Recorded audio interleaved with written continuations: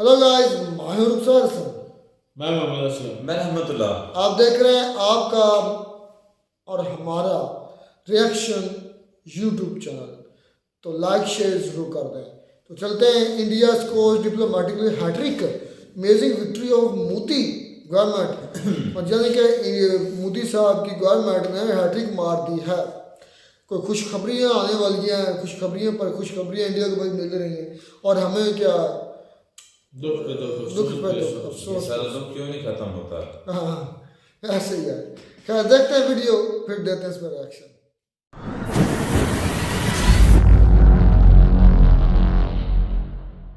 बहुत खुशखबरी है। पिछले 24 घंटे में मोदी सरकार ने हैट्रिक मार दिया। किसी को कुछ पता ही नहीं था, अचानक वो भारत में प्रकट हो गए, अचानक। और तब लोगों को पता लगा कि बॉस ये तो वापस आ गए। जो एग्रीकल्चरल इक्विपमेंट खरीद रहा है, जो वहां से और टेक्नोलॉजी ले रहा है, भारत से गाड़ियां ले रहा है, automobile manufacturing, engine parts, machinery, ये सब जो ले रहा है, किस में ले रहा है? रुपए में ले रहा है। प्रधानमंत्री मोदी जी साफ कह चुके हैं, I want to make India the hub of semiconductors in the world. जय हिंद दोस्तों, मैं हूं मेजर गौरव और आप देख रहे हैं द चाणक्य डायलॉग्स। इस वीडियो को लाइक करिए, हमारे चैनल को सब्सक्राइब करिए, बेल आइकन दबाना बिल्कुल मत भूलिएगा। दोस्तों, बहुत खुशखबरी है। पिछले 24 घंटे में मोदी सरकार ने हैट्रिक मार दिया। मोदी जी ने हैट्रिक मार दिया दोस्तों। और तीनों विकेट जो मोदी जी ने लिए हैं पिछले 24 घंटे में, आज हम उनके बारे में डिस्कशन करेंगे। मैं आपको कुछ डिटेल्स बताऊंगा और बताऊंगा किस तरीके से भारत का रुतबा पूरी दुनिया में बढ़ रहा है। दोस्तों, सबसे बड़ी खुशखबरी, और आप सबको, आपके घर परिवार वालों को, आपको, पूरे देश को, जो हमारे 8-9 सैनिक थे जो कि कतर में जिनको सजाए मौत सुनाई गई थी, उनमें से 7 वापस आ गए हैं और 8वां जो है वो वापस आने वाला है 1-2 दिन के अंदर। 7 of them have already arrived and are in India। सवेरे इंडिको की फ्लाइट पकड़ी थी उन्होंने। एक्चुअली उनको कुछ बताया नहीं, उनको कुछ नहीं बताया कि आप छूटने वाले हैं। लेकिन मोदी जी जहां पे भी जाते, अमीर ऑफ कतर को पकड़ा, उससे बात करी। ये फोटोग्राफ्स देखिए आप, अमीर ऑफ कतर से बात कर रहे हैं मोदी जी। इनके बीच में बातचीत चल रही है, क्या हो रहा है, अच्छा कैसे, क्या है। वो कह रहा नहीं, वो उन्होंने पता नहीं क्या करा, पीछे कौन सी स्टोरी उसको सुनाई, और अचानक ये बात हम बहुत पहले से कह रहे थे, ऐसा हो नहीं सकता कि भारतीयों को वहां पे वो टांग दें। पाकिस्तानी थोड़ना है यार, इंडियन है ये। पाकिस्तानियों की तो गर्दनें कटती हैं सऊदी अरेबिया में, ड्रग स्मगलिंग करते हैं, राइट। यहां पे इनके ऊपर क्या इल्जाम था?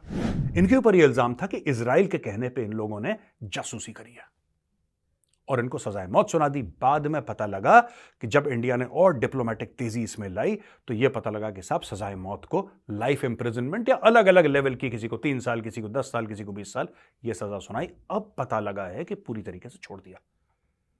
अच्छा, यह स्टोरी मीडिया की नजरों से हट चुकी थी, क्योंकि वहां पे कोई किसान आंदोलन कवर कर रहा है, कोई पाकिस्तान के चुनाव, अलग अलग चीजें। अचानक खट से रिपोर्ट आती है कि वो इंडिया लैंड कर गए हैं, they are already in India.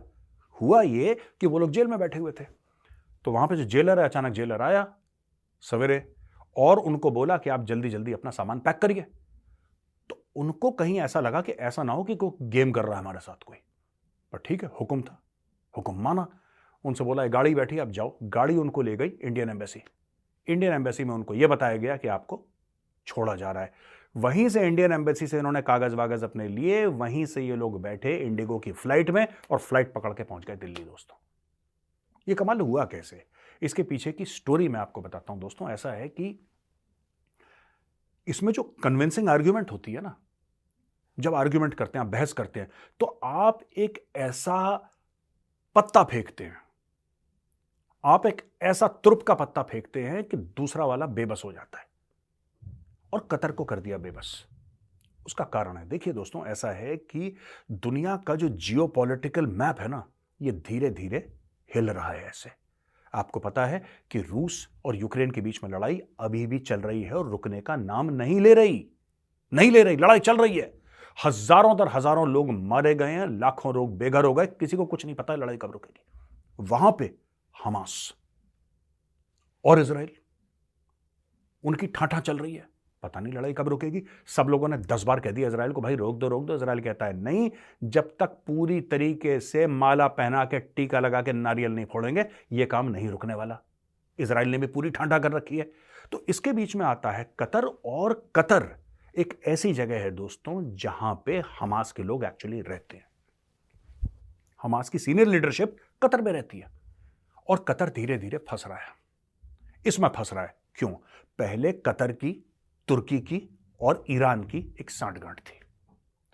Iran बीच में हो गया आइसोलेट।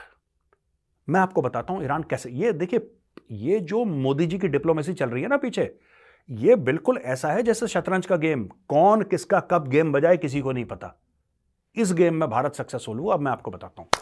आपको पता है कि हमास, हिजबुल्लाह, हूथी जितने भी हैं, इन सबको फंड करता है ईरान। दोस्तों, ईरान का यह मानना था कि जब ये लड़ाई चलेगी ना हमास और इजराइल के बीच में, इसको कंटेन कर लेंगे, यानी कि एक ज्योग्राफिकल दायरे में, एक खास भूगोल में, एक खास ज्योग्राफी में इसको हम रोक के रखेंगे। ऐसा ईरान का मानना था, क्योंकि ईरान को लग रहा था कि जैसे रूस और यूक्रेन की लड़ाई आज की तारीख में फैली नहीं है ना यार, वो बाकी सब कोई देश उसमें तो इन्वॉल्व हुआ नहीं है। आगे पीछे से लोग डायलॉग बाजी कर रहे हैं, हथियार दे रहे हैं और आपके पैसा डॉलर दे रहे हैं, यूरोस दे रहे हैं, पाउंड दे रहे हैं, लेकिन कोई बीच में तो नहीं कूद गया ना मैं भी लड़ूंगा अपने भाई के साथ। ऐसा तो नहीं हुआ। इन्होंने यही सोचा था कि लोग पैसा देंगे, इसको सपोर्ट करेंगे, लेकिन लड़ाई जो है ये कंस्ट्रक्टेड रहेगी स्पेस में, इधर ही बंद के रह जाएगी लड़ाई। लेकिन ऐसा हुआ नहीं, वो लड़ाई फैल गई। ऐसा होता है कि जब आप सांप को ना बीन बजा के नचाते हो ना, सारे सांप बीन पे नहीं नाचते। इनको ऐसा लगा था कि जो अपने आतंकी गुट हैं उनको हम कंट्रोल कर लेंगे, खासतौर से हूथियों को। हूथी आए नहीं इनके कंट्रोल में, और हूथियों ने दुनिया भर की बमबारी करना शुरू कर दिया। दुनिया भर के आए जाए शिप्स को, आप स्टोरी जानते हैं, इसी प्लेटफॉर्म में द चाणक्य डायलॉग्स पे हम आपको कई बार बता चुके हैं किस तरीके से भारतीय नौसेना ने गजब का काम करा। कई लोगों को बचाया, पाकिस्तानियों को बचाया, ईरानियों को बचाया, इसको बचाया, उसको बचाया, सबको बचाया। दोस्तों, बीच में कौन गया था ईरान? जो उनके लीडर खमेनी से मिलकर आया, डॉक्टर जयशंकर गए थे ना डॉक्टर जयशंकर। और डॉक्टर जयशंकर ने जो उनसे बात करी, मीडिया में बड़ी आधी अधूरी तितरी बितरी बात आई, वहां पे बड़ी ऐसी घूमती बात हुई कि क्या हो गया, कैसे हो गया। देखिए, ईरान के ऊपर पहले से प्रेशर है। क्यों ईरान के ऊपर? इसलिए प्रेशर है क्योंकि जो कुलभूषण जाधव था, एक्स नेवल ऑफिसर, जिसको पाकिस्तान कहता है जासूस है, ये वो जासूस कुछ नहीं था, वो एक्स नेवल ऑफिसर था जो वहां पे बिजनेस कर रहा था, उसको ईरान के अंदर से उठाया। और भारत ईरान के ऊपर प्रेशर डाल रहा है कि भाई हमने अपना बंदा आपके मुल्क में भेजा है, पाकिस्तानी कैसे इसको किडनैप करके ले गए। राइट, ईरान के ऊपर प्रेशर था। दूसरा ईरान के ऊपर यह प्रेशर था कि भाई वहां से जितने भी हूथी हैं वो तो सारे जहाजों पे अटैक कर रहे हैं। आप समझिए ओवरऑल सिनेरियो क्या हुआ है। वहां पे जो हूथी हैं वो अटैक कर रहे हैं जहाजों पे, और दुनिया भर की नेवी वहां पे आ गई है। लोग कह रहे हैं ईरान है फसाद की जड़, इसको ठोको। बीच में डॉक्टर जयशंकर जाते हैं, डॉक्टर जयशंकर बातचीत करते हैं, देखते हैं यार देखो सुनो, साफ सीधी बात है, मोदी जी ने तो बात कर ली है कतर के अमीर से, आप भी थोड़ा पुश करिए, क्योंकि आपका हलवा बनने वाला भाई। आपको दोस्त चाहिए कि नहीं चाहिए? आपको दोस्त चाहिए, आप यानी कि ईरान। डॉक्टर जयशंकर ईरान को कह रहे हैं आपको दोस्त चाहिए कि नहीं चाहिए? चाहिए ना आपको दोस्त, तो भाई दोस्ती का फर्ज निभाइए। हम आपके लिए काम कर रहे हैं, हम आपके लिए चाबार पोर्ट बना रहे हैं, आपका कतर सगा है, कतर को जाके कोई स्टोरी सुनाओ, ये हमें बंदे अपने वापस चाहिए। ऐसा नहीं हो सकता कि भारतीय नौसेना के लोगों को या हमारे वेटरन्स को कोई एरे गहरे मुल्क में फांसी हो जाए या उम्र कैद हो जाए। ये तो सेल्फ रिस्पेक्ट की बात है यार, ऐसा हो ही नहीं सकता। तो हर जगह से प्रेशर डला। तो दोस्तों, प्रेशर, एक तो प्रधानमंत्री मोदी जी कतर के अमीर से बात करना, फेस टू फेस, पर्सनल, हाथ मिलाने के बाद कि भाई ये है, ठीक है। फिर डॉक्टर जयशंकर का, और बीच में फोन कॉल करते हैं नेशनल सिक्योरिटी काउंसिल से श्री अजीत डोभाल, यानी कि प्रधानमंत्री मोदी ऊपर, यहां पे डॉक्टर जयशंकर, यहां पे अजीत डोभाल साहब, और तीनों ने मिला के डाला pressure under the guidance of the prime minister of India Shri Narendra Modi. और कतर ने बोला ठीक है। और अचानक किसी ने, कोई मीडिया का बिल्डअप नहीं हुआ, कोई कैमरा नहीं थे, वो वहां से आ रहे हैं, वहां से जा रहे हैं, जैसे मीडिया करता है ना। अब उन्होंने चाय पी ली है, अब वो गाड़ी में बैठ चुके हैं, अब वो एयरपोर्ट की तरफ जा रहे हैं, बीच में वो रुकेंगे अपने एम्बेसी में ये एम्बेसडर हैं, ये सुनिए एम्बेसडर का कुछ नहीं, किसी को कुछ पता ही नहीं था। अचानक वो भारत में प्रकट हो गए, अचानक। और तब लोगों को पता लगा कि बॉस ये तो वापस आ गए। तो ये दोस्तों पहली डिप्लोमेटिक जीत 24 घंटे में भारत की, सॉलिड जीत, मुबारक हो आप सबको। दूसरी जीत के बारे में आपको बताता हूं, यूपीआई, दोस्तों यूपीआई के बारे में बोला कि सिंगापुर में भी चलेगा, बोला फ्रांस के आईफल टावर में भी चलेगा। अचानक खबर आती है कि यूपीआई अब चलेगा मॉरिशस में और श्रीलंका में। ये गेम क्या है भारत का यार? ये यूपीआई भारत क्यों पुश कर रहा है? चक्कर क्या है? दोस्तों देखिए कि अमेरिका ना दो चीजें बड़ी क्लोजली गार्ड करता है, बड़े क्लोजली गार्ड करता है। और जैसे कहते हैं ना कि जादूगर की जान तोते में है, अमेरिका की जान किस में है? अमेरिका की जान डॉलर में है और तेल में है। तो अमेरिका क्या करता है, पहले तेल का बताता हूं, फिर डॉलर का बताऊंगा आपको। अमेरिका में तेल का यह चक्कर है कि अमेरिका के पास बहुत तेल है दोस्तों। America has lot of oil, लेकिन खुद का तेल अमेरिका जमीन से निकालता नहीं या बहुत कम निकालता है, बहुत कम निकालता है। अमेरिका ने तेल के मार्केट को कर दिया फिक्स। कैसे फिक्स करा? वेनेजुएला के पास दुनिया भर के तेल के भंडार हैं, आप उससे नहीं खरीद सकते। उसके पास दुनिया भर के तेल के भंडार हैं, आप उससे नहीं खरीद सकते। अगर आप खरीदेंगे, अमेरिका आपके ऊपर या तो अटैक कर देगा या सैंक्शन लगा देगा आपके ऊपर। अब आप बोलेंगे साहब भारत क्यों नहीं खरीद सकता? भारत का कोई मसला ही नहीं है यार। 90% भारतीयों को सिर्फ यह पता होगा कि वेनेजुएला जो है वो साउथ अमेरिका में है। इससे ज्यादा हमारा क्या लेना देना, कुछ जाते नहीं, ना आना ना जाना, लेकिन बैन कर दिया बैन, ठीक है। दूसरा, ओ भाई रूस के साथ गड़बड़ हो गई, रूस को बैन कर दिया। ईरान के साथ गड़बड़ हो गई, सैंक्शन लगाओ, सैंक्शन, ईरान को बैन कर दिया। यानी कि जो मेजर ऑयल प्रोड्यूसिंग कंट्रीज थी वर्ल्ड की, आपने उनके ऊपर सैंक्शन लगा दिया। किसी एक बहाने ना दूसरे बहाने सैंक्शन लगाया, बोला तुम यहां से तेल नहीं लोगे, दुनिया वहां से तेल नहीं लेती। तेल वहीं से लोगे जहां से अमेरिका बोलेगा, यानी कि तुम सऊदी अरब से ले सकते हो, यूएई से ले सकते हो, कतर वतर से ले सकते हो, जो अमेरिका के दोस्त हैं या अमेरिका के उस स्फेयर ऑफ इन्फ्लुएंस में है। इस तरीके से अमेरिका तेल को मैनेज करता है। भारत ने यह दायरा भी तोड़ा। कैसे? भारत ने ईरान से भी तेल लिया, भारत ने रूस से भी तेल लिया, और भारत वेनेजुएला से बात कर रहा है तेल की। अब आते हैं यूपीआई पे, जो मेन गेम था यूपीआई का क्या गेम है? डॉलर। आपके पास डॉलर होने चाहिए। आपके डॉलर के रिजर्व्स कितने हैं? आप पेमेंट करेंगे डॉलर पे, आप पेमेंट लेंगे डॉलर पे। यानी कि डॉलर जो है वो करेंसी किसकी है दोस्तों? वो तो अमेरिका की करेंसी है, यूएस डॉलर। वैसे डॉलर सिंगापुर में भी इस्तेमाल करे जाते हैं, ऑस्ट्रेलिया में भी इस्तेमाल करे जाते हैं, और कनाडा में भी इस्तेमाल करे जाते हैं, हर जगह इस्तेमाल करे जाते हैं दुनिया के। लेकिन वो तो उनके देशों के डॉलर है ना, यूएस का तो यूएस डॉलर है। पर अगर आपके पास यूएस डॉलर कितने हैं, इस पर डिपेंड करता है कि आपका मुल्क फाइनेंशियली कितना मजबूत है। यूएस डॉलर आपके पास कितने हैं? ओ भाई साहब, यूएस डॉलर का इतना भौकाल हो गया कि यूएस डॉलर, और ये अमेरिका ने बनाया। जैसे अमेरिका ने तेल को बोला ना कि तेल तुम इसी से खरीद सकते हो, फिर अमेरिका ने बोला क्योंकि भाई सुपर पावर, तो बोला कि साहब अगर आपके पास यूएस डॉलर नहीं है तो आप कुछ नहीं कर सकते। यूपीआई से क्या हो रहा है कि देखिए, अभी तो एक कदम छोटा है दोस्तों, लेकिन ये बड़ा सिग्निफिकेंट कदम है और आपको समझना पड़ेगा। सिग्निफिकेंट क्यों है? सिग्निफिकेंट इसलिए है क्योंकि अब हम अगर श्रीलंका से कुछ चीज करते हैं, खरीद फरोख्त, हम श्रीलंका से कोई भी बात करते हैं, मॉरिशस से कुछ भी करते हैं, तो फिर हमें डॉलर का इस्तेमाल नहीं करना होगा। दोस्तों, अगर मैं मॉरिशस जाता हूं तो मैं यूपीआई से पे करूंगा, अगर मैं श्रीलंका जाता हूं यूपीआई से पे करूंगा, मैं फ्रांस जाता हूं यूपीआई से पे करूंगा, सिंगापुर अगर जाता हूं तो मैं यूपीआई से पे करूंगा। ये ऊंट के मुंह में जीरा है, मुझे पता है। मुझे यह भी पता है कि 195 देश डॉलर के पीछे चल रहे हैं आज की तारीख में, लेकिन अब 195 से होगा 190 जो भारत के साथ करेंगे, यानी कि डी डॉलराइजेशन। भारत धीरे धीरे धीरे डॉलर से डीकपल कर रहा है। भारत ने रूस के साथ बात कर ली है, रूस के साथ ट्रेड होगी रुपए में। पहले भारत ने जितना भी तेल खरीदा, डॉलर थोड़ा दिए थे रूस को, भारत ने रुपए दिए। आज की तारीख में जो एग्रीकल्चरल इक्विपमेंट रूस खरीद रहा है, जो वहां से और टेक्नोलॉजी ले रहा है, भारत से गाड़ियां ले रहा है, automobile manufacturing, engine parts, machinery, ये सब जो ले रहा है, किस में ले रहा है? रुपए में ले रहा है। यानी कि रूस छोटा मुल्क तो नहीं है ना, बड़ा मुल्क है, और it is part of the P5, यानी कि permanent member of the security council. उसके साथ बात हो रही है और हम सीधी सीधी बात कर रहे हैं उसके साथ यार, कि चलो रुपए में ट्रेड करते हैं। तो डॉलर कहां गया बीच में से? तो ये दोस्तों ये सेकंड विकेट है मोदी जी का। तो दोस्तों, ये मोदी जी के 2 विकेट थे। पहला विकेट वो था कि हमारे 8 नौसेना के जो भाई थे, जो फंसे हुए थे कतर में, डेथ रो पे थे, फिर लाइफ सेंटेंस कईयों को मिला, कई को 3, 4, 5, 10, 15, 20 साल की सजा भी मिली, वो भारत सुरक्षित आ गए हैं। पहली जीत। दूसरी जीत हमारी हुई यूपीआई की, कि धीरे धीरे धीरे धीरे कंट्रीज एक्सेप्ट कर रही हैं भारत के टेक्नोलॉजिकल प्लेटफॉर्म को, और डी डॉलराइजेशन हो रहा है। दोस्तों, जो तीसरा विकेट है वो बहुत महत्वपूर्ण है।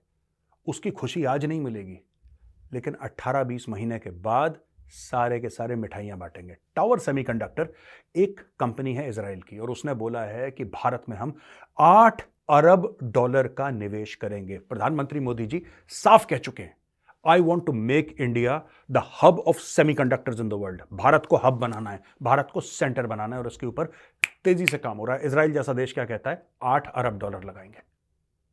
और भी कई देश हैं जो आ रहे हैं भारत में।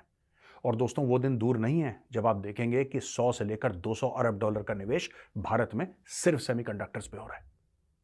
ये काम भी शुरू हो गया। तो दोस्तों, 24 घंटे के अंदर हैट्रिक लिया है। मैंने सोचा कि तीनों की तीन न्यूज आपके साथ शेयर कर दूं। दोस्तों, यहां पे वीडियो होता है खत्म और अब हम आते हैं सवाल और जवाब पे। लेकिन इसके पहले मैं नाम लेना चाहूंगा अनुराग चौहान जी का।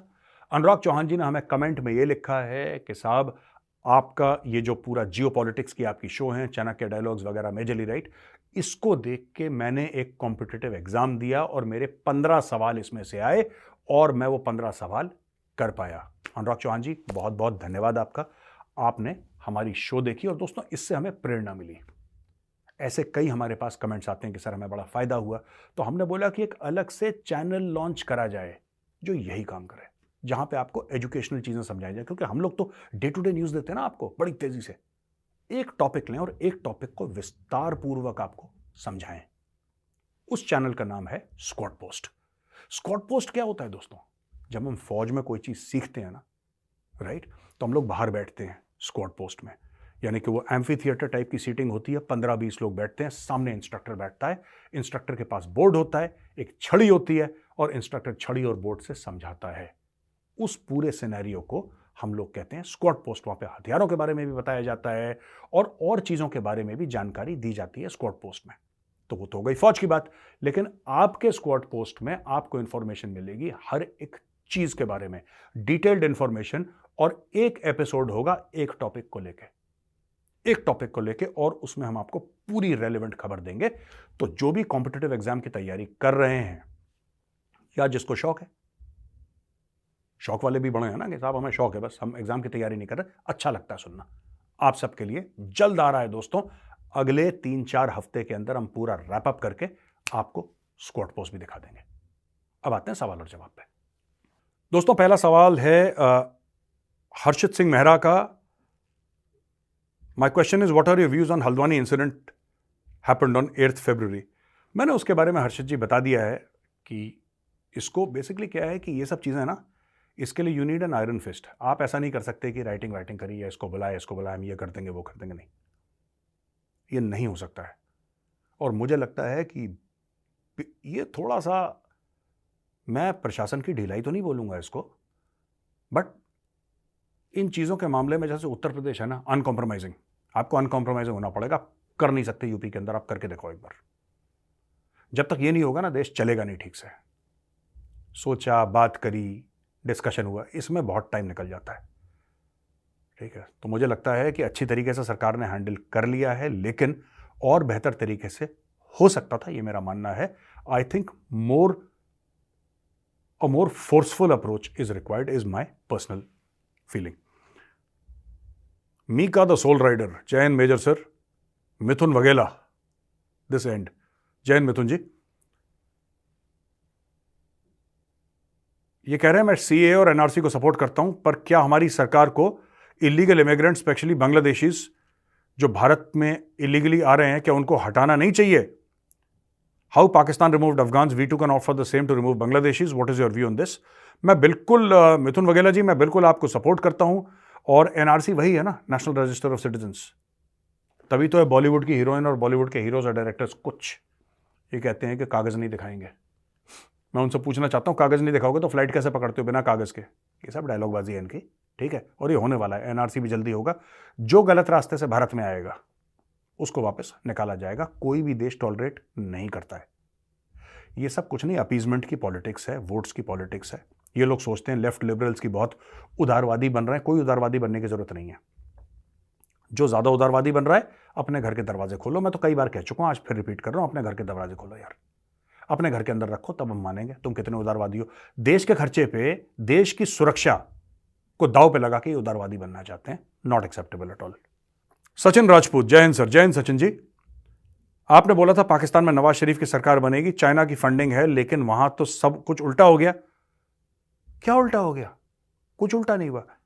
मैंने बोला था नवाज शरीफ की सरकार बनेगी, क्या उल्टा हो गया? आप ऐसा क्यों सोच रहे हैं उल्टा हो गया? क्योंकि आप इंडियन हैं। सारे इंडियन ऐसे ही सोचते हैं कि जिसको ज्यादा सीटें मिली वो सरकार बनाएगा। यही है ना आपका सवाल, कि जिसको ज्यादा सीटें मिली। आपको लगता है कि पाकिस्तान के army chief general Asim Munir को 2% का फर्क पड़ता है कि किसको ज्यादा सीटें मिले? आप ऐसा क्यों बोल रहे हैं मुझे पता है, क्योंकि इंडिया में ऐसा चलता है, क्योंकि पूरी दुनिया में ऐसे चलता है कि जिसको सबसे ज्यादा सीटें मिले। यहां पे जो इंडिपेंडेंट्स हैं उसमें से मैक्सिमम 90% इमरान खान के सपोर्टर हैं और उनको सबसे ज्यादा सीटें मिली हैं, राइट? पर मिली हैं ये एक नॉर्मल सिविलाइज, जो नॉर्मल कंट्रीज होती है ना, नॉर्मल कंट्रीज, वहां पे इन सब चीजों का फर्क पड़ता है यार, कि किसको कितनी सीटें मिली। आपको लगता है आसिम मुनीर को 2% का फर्क पड़ रहा है? इमरान खान को सारी सीटें मिल जाएं, इमरान खान जेल से बाहर आ जाए, जिसको बनना है वो बनेगा। जो आर्मी चीफ चाहता है, पाकिस्तान का आर्मी चीफ जो चाहता है जिसको बनाना, फिलहाल वो नवाज शरीफ को चाहता है, वो नवाज शरीफ को बना देगा। और पाकिस्तानी आवाम कल भी भीड़ थी, आज भी भीड़ है, आगे भी भीड़ रहेगी। ये लोग कुछ नहीं करेंगे, थोड़ा चूचू पुपू करेंगे, फिर सो जाएंगे। मैं क्यों कह रहा हूं ऐसा? मैं इसलिए कह रहा हूं क्योंकि 1971 में इनके मुल्क के 2 टुकड़े हो गए। 16 दिसंबर में जब पाकिस्तानी फौज के 92,000 फौजियों ने सरेंडर करा था। क्या करा पाकिस्तानियों ने? कुछ नहीं करा, वो चूचू पुपू फिर वापस सो गए। ये सोई हुई कौम है, इसको कोई नहीं जगा सकता, ये ऐसे ही हैं लोग। अच्छा, अक्षय जैतपकर फ्रॉम मुंबई, नमस्ते अक्षय जी, जय हिंद। माय क्वेश्चन इज, रशिया और यूक्रेन का वॉर स्क्रिप्टेड है क्या? स्क्रिप्टेड मतलब fix match? No, not at all. कोई स्क्रिप्टेड नहीं है साहब। 100% जेन्यून है, 100% रशिया के कंसर्न्स हैं, 100% यूक्रेन के इश्यूज हैं, स्क्रिप्टेड नहीं है। और ये देखिए, वो चाहता है नेटो में चला जाए यूक्रेन। अब आप ये बोलेंगे कि साहब अगर कोई देश यूक्रेन ही हो, कोई भी देश हो, अगर वो नेटो में जाना चाहता है तो रूस को क्यों मौत आ रही है? रूस को इसलिए मौत आ रही है क्योंकि यूक्रेन अगर नेटो में जाता है तो फिर यूक्रेन की पूरी फौज रशिया के वेस्टर्न छोर पे और ईस्टर्न यूरोप, ठीक है, वहां पे टैंक और रॉकेट्स और न्यूक्लियर वेपन्स लेके वहां पे बैठ जाएगी, रशिया के बिल्कुल गले पे। कौन टॉलरेट करेगा? आप टॉलरेट करोगे? मैं तो बिल्कुल नहीं करूंगा। रूस ने भी नहीं करा, ठोक दिया यूक्रेन को। तो दोस्तों, आज का एपिसोड यहीं पे खत्म होता है। अगर ये वीडियो पसंद आए तो इस वीडियो को लाइक करिए, हमारे चैनल को सब्सक्राइब करिए, बेल आइकन दबाना बिल्कुल मत भूलिएगा। जय हिंद, वंदे मातरम, भारत माता की जय।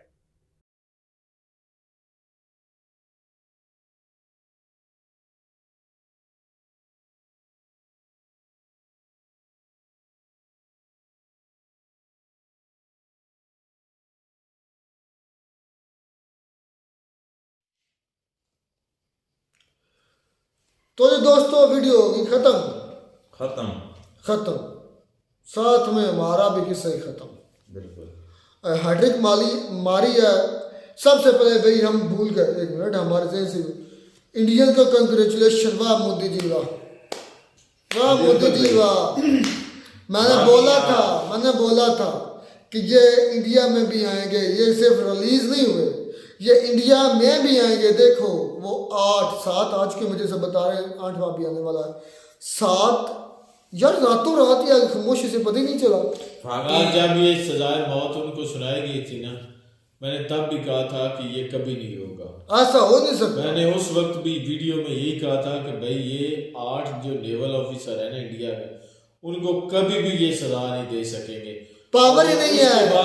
उसके बाद भाई उनकी जो सजा में नरमी की गई और सजा जो है वो कम की गई। उसके बाद ऐसा ऐसा जनाब अब ये 7 जो नेवल ऑफिसर वो आ गए, वाह भाई वाह, इंडिया पहुंच चुके हैं और एक रहता है तो वो भी आ जाएगा। डिप्लोमेटिक विन, बहुत बड़ी विन, बहुत तो बड़ी। जैसे मेजर साहब ने कहा है कि मेजर साहब ने कहा है कि मोदी साहब जो है ना, उन्होंने कत्ल के शहजादे को कान से पकड़कर उसको समझाया, उसके बाद उसने ऑर्डर दे दिया कि ठीक है भाई, जैसे आप कहें, जैसे आप बॉस, क्योंकि बॉस है ना, दुनिया का बॉस है वो भाई। 7 जो है ना नेवल ऑफिसर वो पहुंच चुके हैं और एक रहता है, तो वो भी डेफिनेटली अगर 7 आ गए तो उसका एक का उसने क्या अचार डालना है, वो भी आ ही जाना है। PM Modi is the boss. Achievement है, बहुत बड़ी कामयाबी है। इस पर आपको मुबारकबाद, ढेर मुबारक, शुभकामनाएं, कंग्रेचुलेशंस होनी चाहिए भी।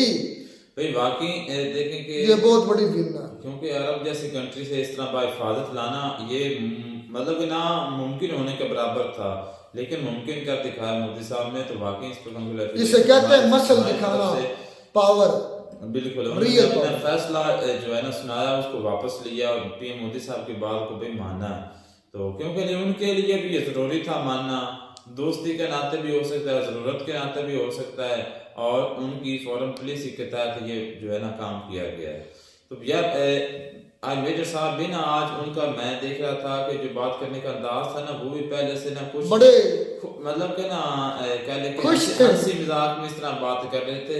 पहले तो अग्रेसिव होते थे, बड़े गुस्से में आके बात करते थे। तो बहुत बड़ी यादगी जीत है वाकई। जो मीडिया है ना सारी, उनका ध्यान जो है ना इंडियन मीडिया पाकिस्तान दोनों का इलेक्शन की तरफ है।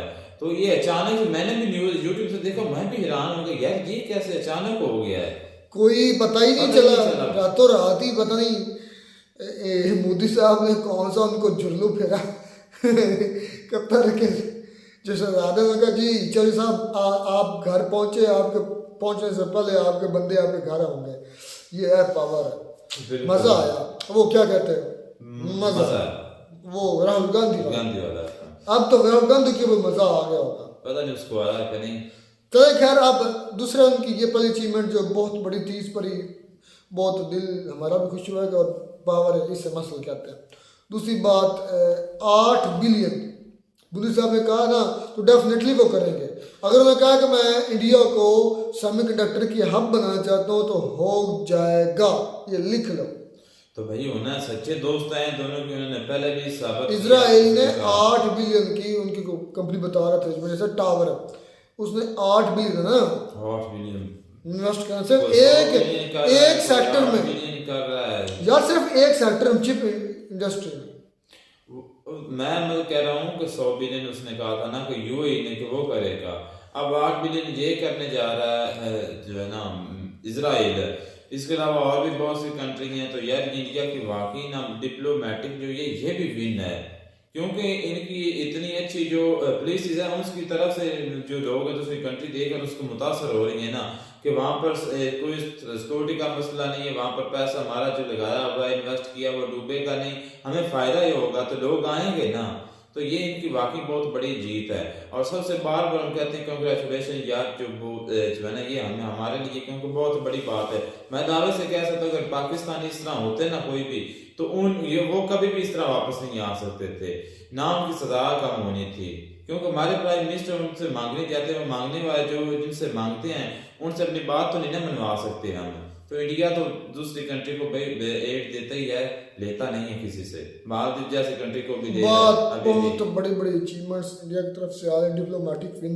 फिर क्वेश्चन सेशन हुआ, उसमें उन्होंने यूक्रेन रशिया की बात की, स्क्रिप्टेड है, तो ये भाई स्क्रिप्टेड बिल्कुल भी नहीं है, ये उसका सवाल ही बड़ा गलत का चले उसका बिल्कुल ठीक है। जो मेजर साहब ने बात की उसने कहा है कि वाकई अगर जो रशिया है इजाज़त जो रशिया मैं कहता हूँ यूक्रेन अगर वो उनके साथ इल्हाक करता है या यूरोपीय यूनियन में चला जाता तो वो एक किस्म का यूरोपीय यूनियन जो टोटल है ना वो उसके यहाँ पे आ जाना था। ये बिल्कुल बात उन्होंने ठीक है। और इसी बिना पे ना रशिया ने जो है ना वो अटैक किया यूक्रेन पे। अगर यूक्रेन चला जाता है तो जो वो साइड है ना रशिया वाली वो टोटल यूरोपीय यूनियन के अंडर चली जाती, तो जिसकी वजह से रशिया के गले में हड्डी का मौजब बनती। अच्छा रशिया, उसके बाद हमास इजराइल की भी जंग लगी हुई है, इजराइल किसी की भी सुन नहीं रहा कर रहे हैं वो, उस पर भी उनका मौकफ इंडिया का वाज़ेह है। कोई नहीं अब वाकई उन पर कोई नहीं बात कर रहा यार, ये जो भी होता हर एक को अपनी अपनी पड़ी भाई। लेकिन रशिया और यूक्रेन इतनी लंबी जंग 719 दिन हो गए, 700 क्या हो गया, साल से भी ज्यादा। और सॉरी मैं भूल गया हूँ। बाकी मतलब कि ये तकरीबन पौने 2 साल बन जाते हैं। 365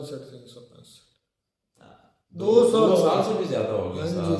अच्छा, यानी कि बहुत काफी दिन हो गए। मेरे ख्याल से नॉर्मल सी होती होगी, पहले जिस तरह शुरू से हुआ था ना इस तरह नहीं होगी, नॉर्मल अब हो रही होगी। इतनी लंबी जंग है, इतना असला बरूद है इनके पास। हमारे तो 17 दिन 18 दिन में ही मैंने हमारे पास सुना खत्म है हो गया। जो उसका क्या नाम है जो उनके मुखालिफ कंट्री है यूक्रेन यूक्रेन के फौजियों की मैंने ना न्यूज़ देखी है उनकी सुनी बीबीसी न्यूज़ की। वो कह रहे थे कि हमारे पास जिस तरह हमें पहले जो यूरोप था ये यूएसए हमें मदद करता था ना अब उस तरह से नहीं कर रहा है। हमारे पास बहुत कम ही यूरोप ने लड़वाना था भाई, यूएसए ने लड़वाना था, उसने आगे कर दिया, बहुत पीछे ज्यादा है। वो पीछे हट गया। एक किस्म की गलती हमने की है वो कह रहा था। चले जी खैर उन्होंने फिर वो इंसिडेंट जो अडवाणी इस तरह का इंसिडेंट है उस पर भी बात की। मुझे साहब ने वो भी कहते थे कि थोड़ा सा फोर्सफुली हैंडल करना चाहिए था इस वाक़े को। ये उनका अपना पॉइंट भी है। खैर मिलते हैं वीडियो में नए साथ, तब तक दीजिए इजाज़त। अल्लाह हाफिज़।